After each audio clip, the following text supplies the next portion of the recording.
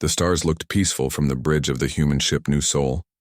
Commander Dongmin stood watching the quiet space around Kepler 442, a yellow star much like Earth's sun.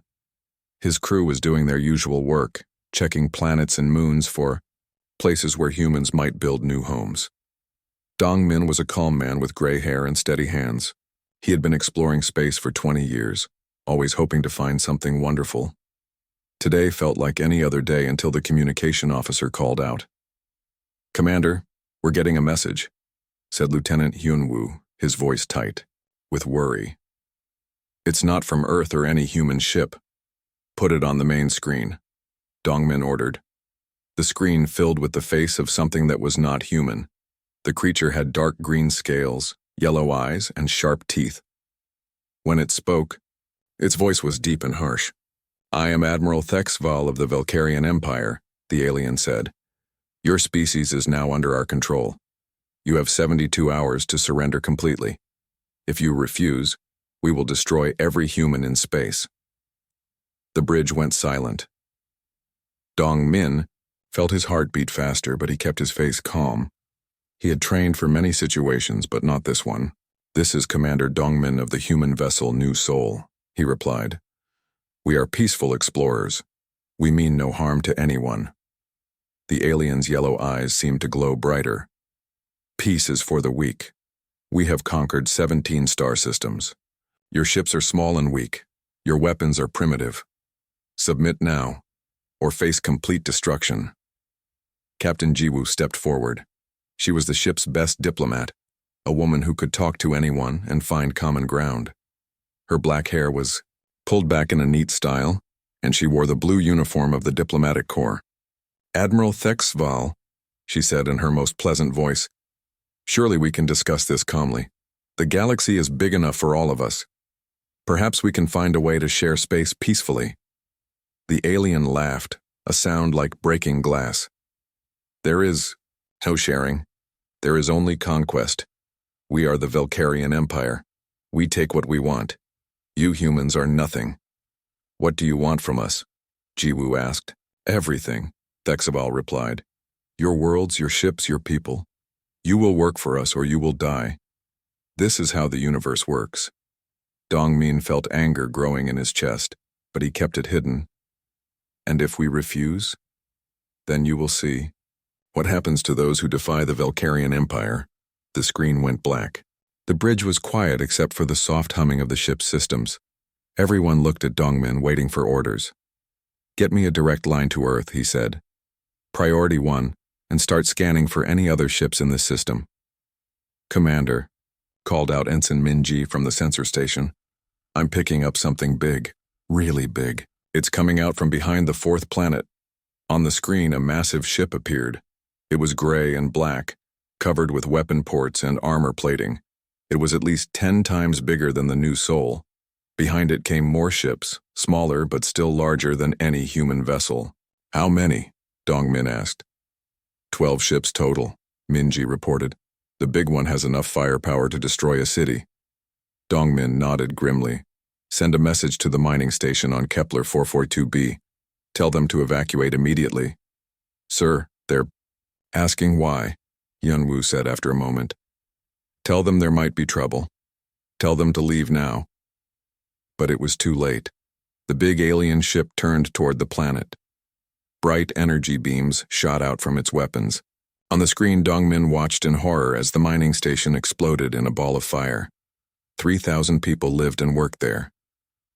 Now they were all dead. "My God," whispered Jiwoo. The communication screen lit up again. Admiral Thexval appeared, looking pleased with himself. "This is what happens to those who do not submit quickly enough," he said. "Your mining station is destroyed. Everyone there is dead. This is a small taste of what will happen to all humans if you continue to resist."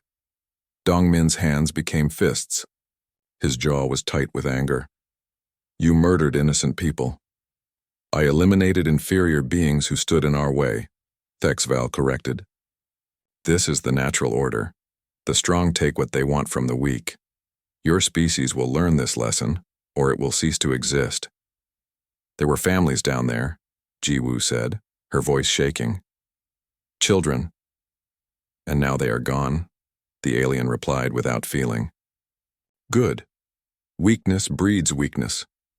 We have done you a favor by removing the weak from your gene pool. On the planet below, pieces of the mining station were still falling from the sky like burning rain. Dongmin thought about the people he knew there. Engineer Hyun-soo had been working on the station for 5 years. He had a wife and 2 small children. They were supposed to return to Earth next month for his daughter's birthday. We will broadcast this destruction to all human worlds, Thexval continued. They will see what happens to those who resist the Valkyrian Empire. Most species surrender within days after such a demonstration. You humans will do the same. You're wrong, Dongmin said quietly. What did you say? I said you're wrong. Humans don't surrender when innocent people are murdered. We get angry. Thexval laughed again. Anger is useless against superior firepower. Your entire fleet could not defeat even one of our ships. We have weapons you cannot imagine. We have conquered. Races far stronger than yours. Maybe, Dongmin said, but you've made one big mistake. And what is that, little human? You started a war with us. The alien's expression changed slightly. For just a moment he looked less certain. Then his confidence returned. Wars end. When the weak are defeated by the strong, prepare to surrender, human. You have 71 hours remaining. The screen went black again. The bridge was quiet for a long moment. Then Hyunwoo spoke up. Commander, I have Earth on the priority channel. Put them through. The face of Admiral Park, head of Earth's defense, council, appeared on screen. He was an old man with white hair and scars on his face from battles long ago. Dongmin, we received your message. What's the situation? We have contact with a hostile alien empire called the Valkyrians. They've demanded complete surrender and destroyed our mining station on Kepler 442b. 3,000 civilians are dead. They're giving us 71 hours to submit. Admiral Park's face became very serious. I see. And what did you tell them? That they made a mistake starting a war with humans. The old admiral was quiet for a moment. Then he smiled, but it was not a happy smile. It was the smile of a man who had seen too many wars and won them all. Indeed they have, Admiral Park said. Send them this message. The United Defense Council of Earth acknowledges your declaration of war. We will respond appropriately. That's all? Jiwoo asked. That's enough, Admiral Park replied. They wanted to see what humans do when threatened. They're about to find out. The communication ended. Dongmin looked around his bridge at his crew. They were all young, all dedicated to peaceful exploration. But now they had seen murder and their eyes were different. Harder. Set course for Earth, he ordered. Maximum speed. What about the Valkyrian ships? Minji asked. Let them watch, us leave. Let them think we're running away scared. Are we? Hyunwoo asked quietly. Dongmin looked at the planet where 3,000 innocent people had just died. He thought about Hyun-soo's children, who would never see their father again. He thought about all the human worlds the aliens had threatened. No, he said, we're going home to get ready. The Valkyrians think they know what humans are like. They're about to learn they were very, very wrong. As the new soul jumped to hyperspace, Admiral Thexval watched from his flagship. He was all ready, planning his next move, confident that the humans would surrender like all the others. He had no idea that he had just awakened something that had been sleeping in the galaxy for too long. Humanity was going to war. The war room on Earth was busy with activity. Admiral Tae-jin stood before a huge holographic display showing the entire galaxy. Red dots marked where Valkyrian ships had been spotted. Blue dots showed human colonies and patrol routes. The red dots were growing bigger and moving closer to human space. Tae-jin was a tall man with sharp eyes and gray hair at his temples. He had fought in the border wars 20 years ago and knew how to plan battles. But this was different. This was not a fight between human colonies. This was a war against aliens who wanted to destroy humanity completely. Report, he said to the officers around the table. Lieutenant So Young stepped forward with a datapad in her hands. She was young but very smart, and her job was to study enemy tactics. "Admiral, we've been watching the Valkyrian fleet for 48 hours. They have 12 ships in the Kepler system, but our long-range sensors show more ships coming from deeper in their territory." "How many more?" "At least 50 ships, sir. Maybe more. They're moving slowly, like they're not worried about us." Admiral Tae-jin nodded. "What else?" "They're not just moving toward Earth," So-young continued. "They're sending smaller groups to other human colonies. It looks like they want to attack everywhere at once." "Classic overwhelming force strategy," said General Wang, the head of ground forces. "Hit multiple targets so the enemy can't decide where to defend." "It works against most species," Tae-jin agreed, "but they don't understand humans yet." Captain Jae-sung entered the room carrying a thick folder. He was in charge of Earth's defense systems, and he looked tired but excited. "Admiral, the home defense grid is ready," he reported. "We've moved asteroid mining platforms into new positions around the outer planets. Each one now has military-grade weapons hidden inside. The enemy will think they're just rocks until it's too late." "What about the Jupiter shipyards?" "All civilian workers have been evacuated. We've got defensive platforms surrounding the entire system. If the Valkyrians come here, they'll find more than they bargained for." So-young looked confused. "Sir, why are we talking about defense? Shouldn't we be planning to attack them?" Tae-jin smiled. "We are planning to attack. But first we need to let them think they're winning. Tell me, Lieutenant, what do you know about human military history?" "Well, we've had lots of wars on Earth. We fought each other for thousands of years before we went to space." "Exactly. And what did we learn from all those wars?" So-young thought for a moment. "That the side with better weapons usually wins?" "Sometimes," Tae-jin said. "But more often, the side that adapts faster wins. The side that learns from mistakes and changes tactics wins. The side that refuses to give up wins." He pointed to the holographic display. "The Valkyrians have good ships and strong weapons. They've conquered many worlds. But they always fight the same way. They show up with overwhelming force, demand surrender, and attack if refused. It works because most species panic when faced with superior firepower. But humans don't panic," Jae-sung said. "No, we don't. We study the problem and find a solution. And right now, we have an advantage they don't know about." "What's that?" So-young asked. "They think we're primitive. They think our technology is weak. They don't realize that humans are very good at taking other people's technology and making it better." The door opened, and Minho walked in.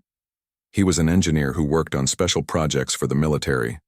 His clothes were dirty and he looked like he hadn't slept in days, but his eyes were bright with excitement. "Admiral, we've finished analyzing the wreckage from the mining station," he said.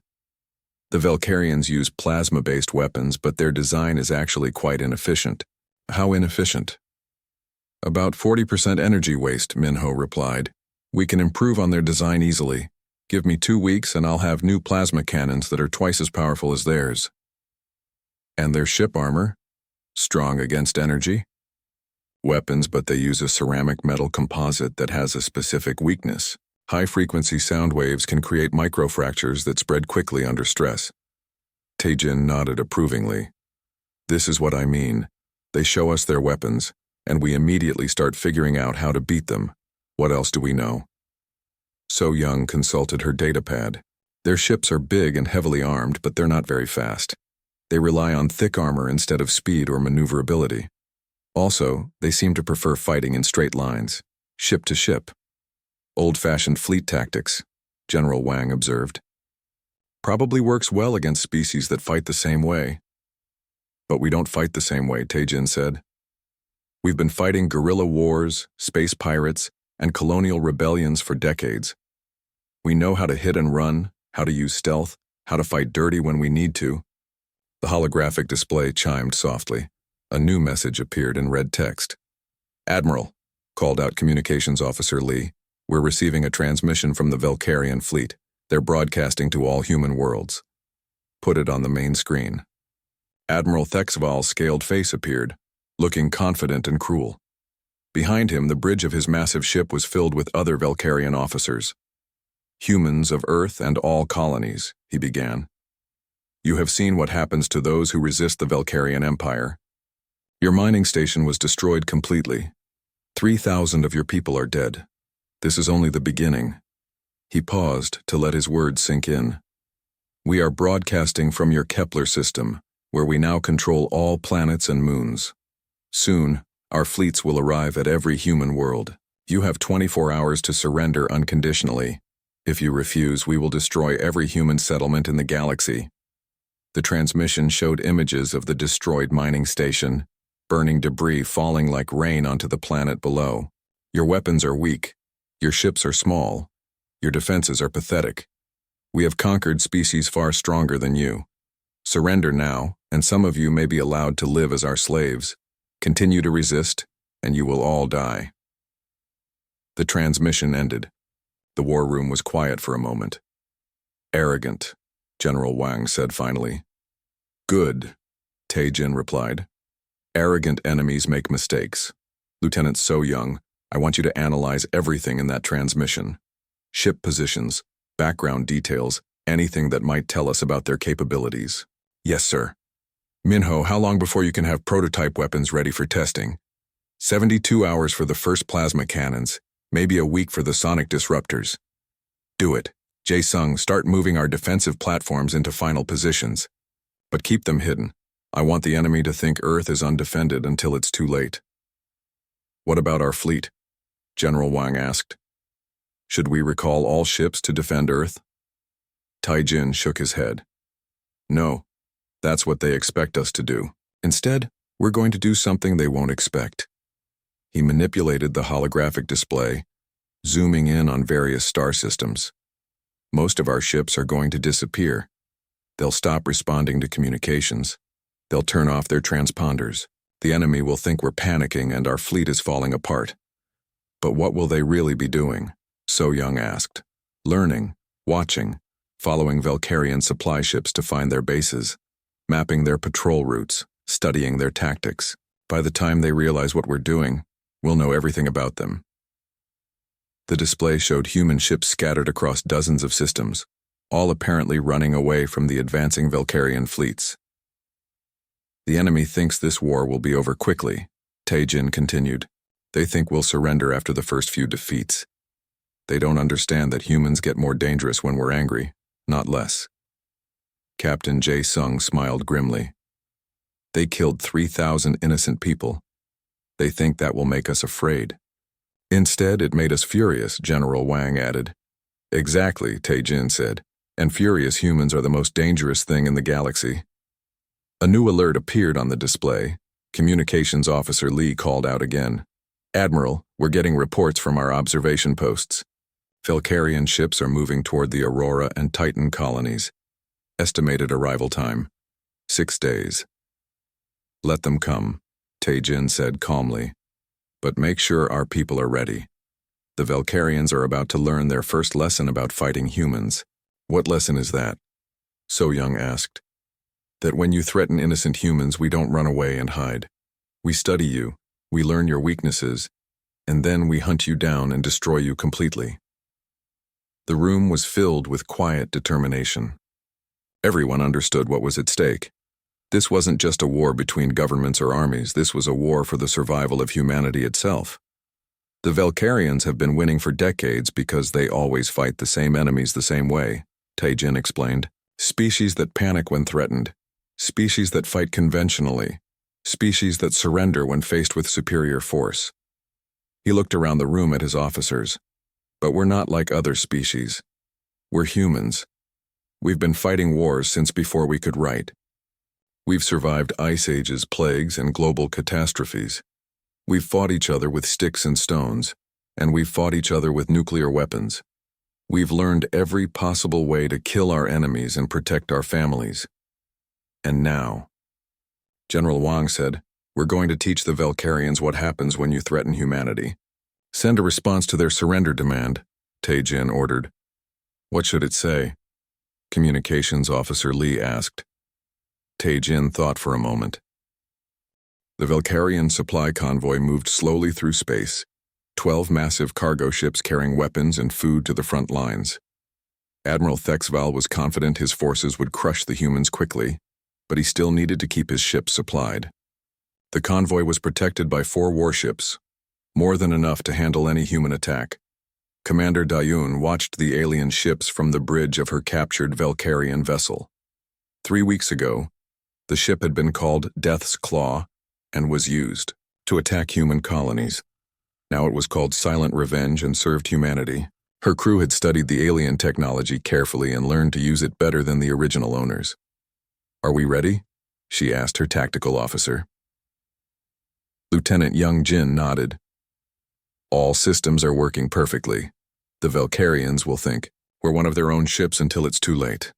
Da-Yun was a small woman with short black hair and careful eyes. She had been a special forces officer before the war started, trained to fight behind enemy lines. Now she used those skills in space, hitting the enemy where they least expected it. "Signal the other ships," she ordered. "Begin the attack." What the Valkyrian convoy didn't know was that they were surrounded. 5 human ships hung in space around them, all looking like Valkyrian vessels. The humans had become very good at stealing enemy ships and making them their own. The attack was quick and brutal. The human ships opened fire at close range, their improved plasma weapons cutting through Valkyrian armor like paper. The enemy warships tried to fight back, but they were outnumbered and outgunned. Within 10 minutes, all 4 escort ships were destroyed. "Board the cargo ships," Doan commanded. "I want prisoners and intelligence." Her boarding teams moved fast, using the same tactics that had worked dozens of times before. They used the ship's own life support systems against the crews, filling the air with a sleeping gas that knocked out the Valkyrians without harming them. It was much easier than fighting them directly. An hour later, Da-Un stood in the cargo, hold of the largest supply ship, looking at containers full of Valkyrian weapons and equipment. Her intelligence officer, Sergeant Wu Jin, was examining captured documents on a portable computer. "What do we have?" she asked. "Supply schedules, patrol routes, and communication codes," Wu Jin replied. He was a former smuggler who knew how to read criminal networks and supply chains. "This convoy was heading to 3 different star systems. If we hit their other supply lines at the same time, we can starve their entire offensive." "And the prisoners?" 47. Valkyrians, all alive and unharmed. "The senior officer is asking to speak with you." Da-Yun nodded. "Bring him here." A few minutes later, 2 human soldiers brought in a tall Valkyrian with gold markings on his scales. His yellow eyes were full of anger and confusion. "I demand to know why you are disguised as Valkyrian ships," he said in broken human language. "This is against the laws of war." Da-Un smiled coldly. "What laws of war? You started this fight by murdering 3,000 innocent civilians. You don't get to complain about our tactics. We are the Valkyrian Empire. We have the right to conquer inferior species, and we have the right to defend ourselves. What's your name and rank?" "Supply Master Crexton. I will tell you nothing else." "You don't need to," Wu Jin said, holding up the captured computer. "We already know everything we need. Supply schedules, base locations, patrol routes. Your people are very organized, but they're not very careful about security." The Valkyrian's eyes widened. "You cannot read our data systems." "Actually, we can," Da-Yun said. "Humans are very good at breaking codes and learning new technology. We've been studying your systems for weeks." She gestured to the cargo containers around them. "These weapons you were carrying, we'll take them apart, study them, and make better versions. The food will feed our prisoners. The fuel will power our ships. Everything you brought here will be used against your empire." "This is impossible," Crexdean said. "We have been conquering for centuries. No species has ever adapted so quickly." "No species has ever been human before," Da-Un replied. Meanwhile, in another part of the galaxy, Wu Jin's old contacts were hard at work. The former smuggler had connections throughout the criminal underworld, and he was using them to fight the Valkyrians in ways they never expected. Captain Yura, a Centauri pirate, led her ships in an attack on a Valkyrian mining operation. Her crew was mixed with humans, aliens, and even a few reformed criminals working together. They hit fast and hard, stealing valuable minerals and destroying the mining equipment. "Why are we helping the humans?" asked her first mate, a blue-skinned Rigelian. Because they pay well, Yura replied. And because the Velcarians want to conquer everything. If they win this war, there won't be any free space left for people like us. The human money was good, but that wasn't the only reason the pirates were fighting. The Velcarians had been demanding tribute from criminal organizations for years, taking a cut of every smuggling operation and pirate raid. Now the humans offered them a chance to fight back. On the planet Nexus Prime, mercenary Captain Tor gathered his mixed crew in a cantina. The humans had contacted him through old smuggling channels, offering weapons and money to anyone willing to fight the Velcarians. The job is simple, he told his team. Hit their convoys, disrupt their communications, make their lives difficult. The humans will provide targeting information and pay us for every successful mission. What about afterward? Asked one of his soldiers. When the war is over? If the humans win, we get to keep operating freely. If the Velcarians win, we'll all be slaves or dead. Seems like an easy choice to me. Across 3 star systems, the results were the same. Pirates, mercenaries, and criminals who had been hiding from Velcarian expansion suddenly found themselves with human backing and advanced weapons. The alien empire's supply lines began to collapse under constant attack. Back on Earth, young Sue sat in a broadcasting studio, preparing the day's propaganda transmission. He had been a popular entertainment producer before the war, but now he used his skills to attack Velcarian morale instead of making people laugh. Good morning, soldiers of the Velcarian Empire, he said into the camera. His voice was friendly and calm, like he was talking to old friends. Today we're going to show you some interesting footage from the war. The transmission showed videos of destroyed Velcarian ships, captured supply convoys, and surrendering alien crews. But young Sue presented it all with the same casual tone he had once used for cooking shows. As you can see, your supply convoy in the Vega system was completely captured yesterday. All 47 crew members are now our prisoners. They're being treated well, of course. Unlike your empire, we don't murder helpless captives. He switched to footage of human ships attacking a Velcarian base. Here we see your mining operation at Rigel 7 being shut down permanently. We're not just capturing your equipment, we're destroying it completely. We want to make sure you can't use it against innocent people ever again. The broadcast was transmitted using captured Velcarian communication systems, making it impossible for their military to block. Soldiers throughout the Empire could watch human victories, while their own commanders tried to hide the truth from them. Your leaders probably haven't told you this, but you're losing this war badly, Young Soo continued. In the past week, you've lost 37 ships, 12 supply convoys, and 6 mining operations. Meanwhile, you haven't successfully attacked a single human target. He smiled directly into the camera. You're probably wondering how this is possible. How can the inferior humans be defeating the mighty Velcarian Empire? The answer is simple. We're not inferior. We're just different. We fight smart instead of hard. We adapt instead of repeating the same old tactics. The transmission showed more footage of human ships, but these looked like Velcarian vessels. Only the careful observer would notice the small modifications that mark them as captured ships. You see, when you attack us, we don't just defend ourselves, we study you. We learn how your technology works, we capture your ships and make them better. Your weapons become our weapons. Your advantages become our advantages. Young Soo's voice became more serious. But here's the most important thing your leaders haven't told you. Humans don't fight wars to conquer other people. We fight wars to protect innocent life. When this war is over, we won't enslave your people or destroy your worlds. We'll just make sure you can never threaten peaceful species again. On the Velcarian flagship, Admiral Thexval watched the human broadcast with growing anger. His communications officer had tried to block the signal, but the humans seemed to have access to their entire network. How are they doing this? He demanded. Unknown, sir. The communications officer replied nervously. They're using our own systems against us, but we can't figure out how they gained access. And the attacks on our supply lines? 17 convoys have been hit in the past week, reported his tactical officer. We're losing ships faster than we can replace them. Thexval stared at the tactical display showing the locations of recent attacks. The humans seemed to know exactly where his ships would be and when they would be there. "This is impossible," he said. "They're just one species. We've conquered hundreds of worlds."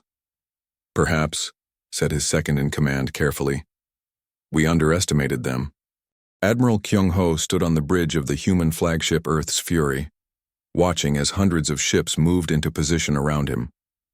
This was the largest human fleet ever assembled, and it was about to begin the most important military operation in human history. Operation Mirror's Edge would either drive the Valkyrians back or result in humanity's destruction. "All ships report ready, Admiral," said his communications officer. Lieutenant Hae-min Kyung-ho was a calm man with steady hands and gray hair. He had spent 40 years in the human fleet, working his way up from a simple pilot to the commander of Earth's entire military. He had fought pirates, rebels, and border raiders, but never anything like this. "Begin the operation," he ordered. Across 12 star systems, human ships moved simultaneously. This wasn't the kind of massive fleet battle the Valkyrians expected. Instead, it was a carefully coordinated attack on dozens of targets at once, designed to cripple the alien empire's ability to make war. In the Proxima system, Captain Insu led a wolf pack of 6 destroyers against a Valkyrian supply depot. The human ships appeared without warning, moving fast and hitting hard. The Silent Thunder and her sister ships used stealth technology that made them nearly invisible, until they opened fire. "Target the fuel storage tanks first," Insu ordered. Then the weapon factories. The Valkyrian base was heavily defended, but the aliens weren't prepared for human tactics. Instead of attacking directly, the human ships split up and attacked from 6 different directions at once. Their improved plasma weapons cut through alien defenses like they were made of paper. "Base shields are down," reported his weapons officer, moving to secondary targets. The attack lasted only 20 minutes, but when it was over, the Valkyrian supply depot was completely destroyed. Fuel tanks burned in space like giant torches, and weapon factories were reduced to twisted metal. Most importantly, the humans captured the base's computer systems intact. "Download everything," Insu commanded. "Supply schedules, troop movements, communication codes. I want to know everything they know." Meanwhile, on the other side of Valkyrian space, Dr. Hyojin was putting her own plan into action. She had been a xenobiologist before the war, studying alien life forms. Now she used that knowledge to find weaknesses in Valkyrian technology. The mineral they call xeranium is the key to their entire military, she explained to her research team. Their weapons, their armor, their ship hulls, everything depends on this one substance. "And it only comes from planets they've conquered?" asked her assistant, Dr. Sung-ho. "Exactly. The Valkyrians don't have any xeranium deposits in their home territory. They need to mine it from the worlds they've taken. Without it, their technology stops working." Hyojin looked at the holographic display showing xeranium mining operations throughout Valkyrian space. Red dots marked the locations of major mining facilities, connected by supply lines that carried the precious mineral to alien shipyards and weapon factories. "If we destroy the mining operations, we cut off their supply of raw materials," she continued. "Their existing ships will still work, but they won't be able to build new ones or repair damaged ones." "How long before they run out of stockpiled xeranium?" Sung-ho asked. "Based on our analysis of their consumption rates, maybe 6 months. Less if we can force them into more battles where their ships get damaged." The plan was brilliant in its simplicity. Instead of trying to match the Valkyrians in direct combat, humans would attack their industrial base. It was like cutting off food supplies to a besieged city. Across the galaxy, human strike teams began hitting xeranium mining operations with surgical precision. They didn't try to capture the facilities. Instead, they destroyed them completely, making sure the Valkyrians could never use them again. On the mining world of Kepler 438b, Lieutenant Sung-min led a ground assault team against the largest xeranium facility in the sector. The humans had studied the base's defenses for weeks, learning the patrol schedules and weak points. "Remember," he told his team as they approached and captured Valkyrian transports, "we're not here to fight. We're here to destroy the mining equipment and get out. Speed and surprise are our weapons." The attack came at shift change when the alien guards were distracted. Human soldiers moved through the facility like ghosts, planting explosives on critical equipment. The Valkyrian defenders didn't even know they were under attack until the first mining drill exploded. Charges placed on levels 1 through 5, reported Sergeant Min Jung over the radio, moving to the processing center. Acknowledged. Remember, we evacuate in 15 minutes whether we're finished or not. The humans worked with practiced efficiency, their movements coordinated by months of training. They had studied Valkyrian mining operations and knew exactly which equipment to target for maximum damage. When the explosion started, the entire facility shook like it was in an earthquake. Processing centers collapsed, mining drills toppled over, and storage tanks ruptured, spilling uranium ore across the ground where it could never be recovered. "This is Sung Min to all teams," he called over the radio. "Extraction in 60 seconds. Move to the pickup points." The human transports lifted off just as Valkyrian reinforcements arrived. By the time the aliens organized a response, the humans were already jumping to hyperspace, leaving behind a burning ruin that had once been their most productive mining facility. Similar attacks were happening across dozens of worlds. Human intelligence had identified every major uranium source in Valkyrian space, and strike teams hit them all within the same 24-hour period. Admiral Thexval received the reports on his flagship, watching in growing horror as red warning lights appeared across his tactical display. Each light represented a destroyed mining operation or supply depot. "How many facilities have we lost?" he asked his intelligence officer. 47 mining operations, 12 processing centers, and 6 major supply depots, the officer replied nervously. The humans hit them all simultaneously. "Casualties?" "Surprisingly low, sir. The humans seem to be targeting equipment and infrastructure, not personnel. Most of our workers were evacuated before the facilities were destroyed." Thexval stared at the display, trying to understand what he was seeing. The humans had just crippled his empire's industrial capacity in a single day, but they had done it with minimal loss of life. "This makes no sense," he said. "Why spare our workers? They could have killed thousands." His second-in-command, Commander Veltar, spoke carefully. "Perhaps they meant what they said in their broadcast, sir. They claim to fight only to protect innocent life, not to conquer or destroy." "Nonsense, all species fight for conquest and resources. These humans must have some other plan." But privately, Thexval was beginning to have doubts. The human attacks were too precise, too coordinated, and too focused on military targets. A species that wanted to conquer would be trying to capture facilities, not destroy them. A species that enjoyed violence would be killing prisoners, not treating them well. The communication console chimed with an incoming message.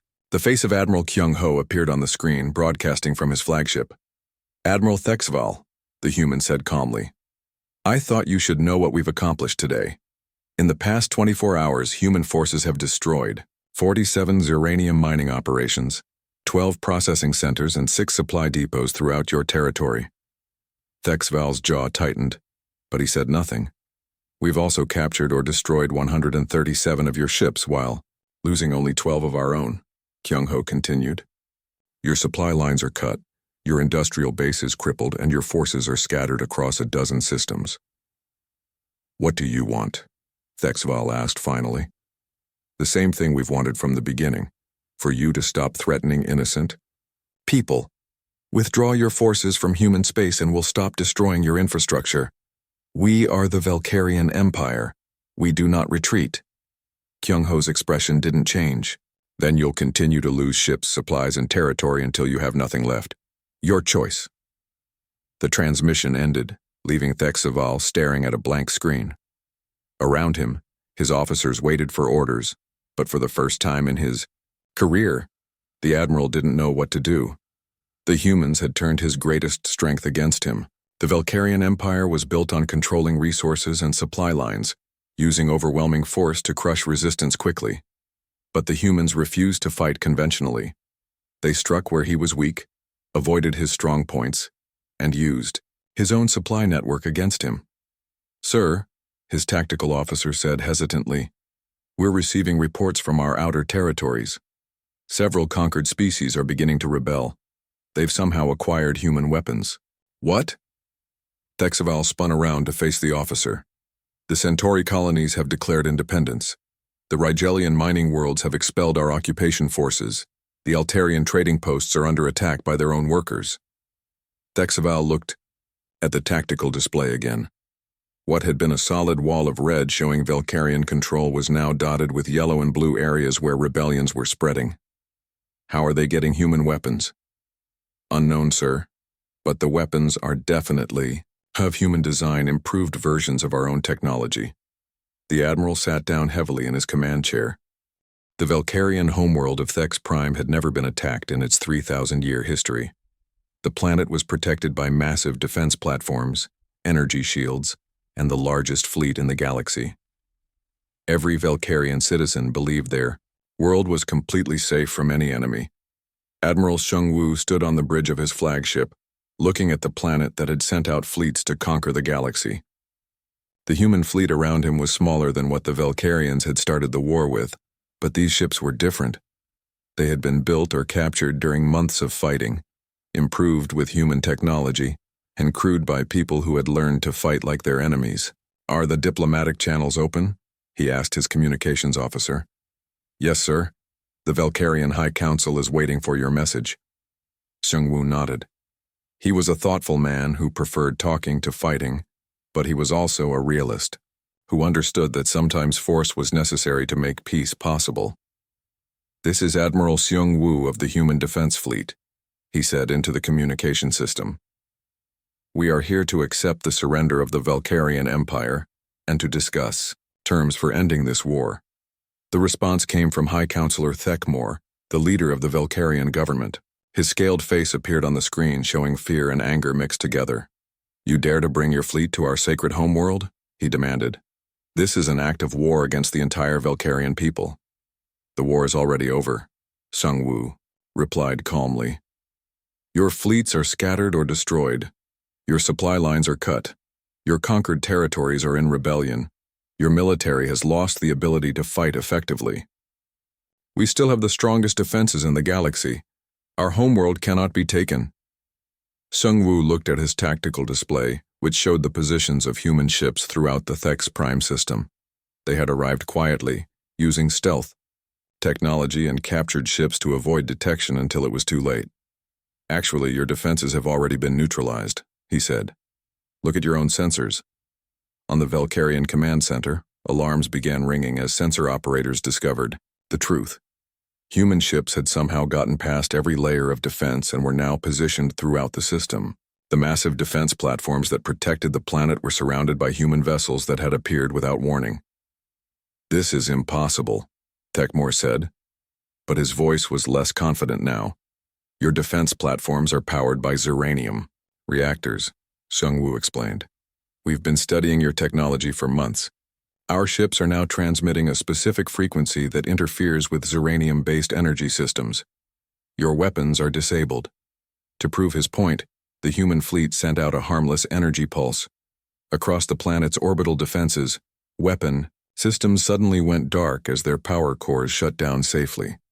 The platforms were intact, but they could no longer fight. You see, Sheng Wu continued, we didn't come here to destroy your world. We came here to end this war with minimal casualties on both sides. Landing craft began dropping from human ships toward the planet's surface, but instead of attacking military targets, they headed for strategic locations like communication centers, government buildings, and transportation hubs. Captain Hyojin led the diplomatic team that landed at the Valkyrian capital. She was a small woman with kind eyes and a gentle voice, but she carried the authority of the entire human government. We're here to discuss surrender terms, she told the Valkyrian officials who met her at the landing pad. But first I want to make something clear. Humans don't fight wars to conquer other people. We fight to protect innocent life. The Valkyrian foreign minister, a tall alien with golden scales, looked confused. What do you mean? I mean, we're not here to destroy your civilization or enslave your people, Hyojin explained. We're here to make sure you can never again threaten peaceful species. In the Valkyrian High Council chambers, the planet's leaders gathered to hear the human demands. They expected the usual list: tribute payments, forced labor, resource extraction, territorial concessions. Instead, they heard something completely different. The human government demands the complete disarmament of all Valkyrian military forces, Hyojin read from her prepared statement. All weapons of mass destruction will be dismantled. All military shipyards will be converted to civilian use. The Valkyrian Empire will release all conquered territories and allow them to govern themselves. And what will you do to us? Asked High Counselor Thekmor. Nothing, Hyojin replied. You will continue to govern your own people on your own worlds. We will provide assistance in converting your military industries to peaceful purposes. Former soldiers will be retrained for civilian jobs. Your people will be free to travel, trade, and live their lives as they choose. The Valkyrian leaders looked at each other in confusion. This was not how conquest was supposed to work. Why? Asked the foreign minister. Why not take advantage of your victory? Because that's not who we are, Hyojin said simply. Humans believe that all intelligent life has value. We fight only when we must, and we stop fighting as soon as the threat is removed. Meanwhile, human technical teams were working throughout the Valkyrian capital, but not to loot or destroy. They were carefully dismantling weapon factories while leaving civilian infrastructure intact. Hospitals and schools were left untouched. Food distribution centers continued to operate normally. Captain Junsik, a military historian, was documenting everything for future study. He walked through the weapon factories with Valkyrian engineers, explaining what would happen to the facilities. This plasma cannon factory will be converted to produce medical equipment, he told the chief engineer, a nervous Valkyrian named Velkesh. We've brought plans for advanced surgical lasers that use the same basic technology. You're not going to destroy everything? Velkesh asked. Of course not. Your people still need jobs and your economy still needs to function. We're just changing what you produce from weapons of war to tools of peace. The same thing was happening across the planet. Shipyards that had built dreadnoughts were being retooled to build cargo vessels and passenger ships. Weapon research centers were converted to medical research facilities. Military academies became civilian universities. But the most important changes were happening in the schools. Young Valkyrian students met human teachers who taught them about cooperation instead of conquest, about protecting the weak instead of exploiting them. Chang Min, a young human officer who had grown up on a peaceful colony world, spoke to a classroom of Valkyrian children. Their large yellow eyes watched him carefully as he explained human philosophy. Some people think that being strong means hurting others, he said, but humans believe that true strength comes from protecting those who cannot protect themselves. One of the children, a small Valkyrian with bright green scales, raised her hand. But our leaders said that weak species deserve to be conquered. Your leaders were wrong, Changmin said gently. Every species has something valuable to offer the galaxy. When we work together instead of fighting, everyone benefits. He showed them pictures from human worlds where different species lived and worked together peacefully. The children saw aliens and humans sharing technology, art, and friendship. This is what the galaxy could be like, Changmin explained. A place where everyone is safe to live their own lives and pursue their own dreams. In the months that followed, the transformation of Valkyrian society continued. Former War Marshal Thexval, who had once commanded fleets of conquest, found himself working with human advisors to establish refugee centers for displaced populations from the former empire. I don't understand you humans, he said to his human counterpart, Colonel Dae Young. We attacked your people, we killed your civilians, we threatened to destroy your entire species. Why are you helping us now? Da Young was a middle-aged woman who had lost her brother in the original attack on the mining station. But instead of seeking revenge, she had volunteered to help with post-war reconstruction. Because the war is over, she said simply. Continuing, to hate you won't bring my brother back, but helping your people build a better society might prevent future wars. Thexval was quiet for a moment. On my homeworld we have a saying, the strong devour the weak, and this is the natural order. But you humans seem to believe the opposite.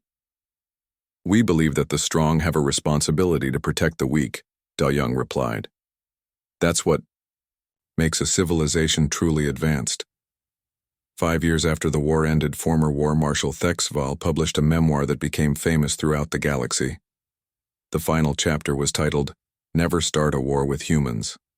And it ended with these words: we thought we understood warfare. We had conquered 17 star systems and defeated dozens of species. We believed that superior technology and overwhelming force guaranteed victory. We were wrong about everything. Humans taught us that true military strength comes not from the ability to destroy, but from the wisdom to know when destruction is necessary and when mercy is possible. They fought us with captured ships, improved weapons, and tactics we had never seen. But their greatest weapon was something we did not understand: the belief that all intelligent life has value. When they defeated us, they did not enslave us or destroy us. Instead, they helped us become better than we were.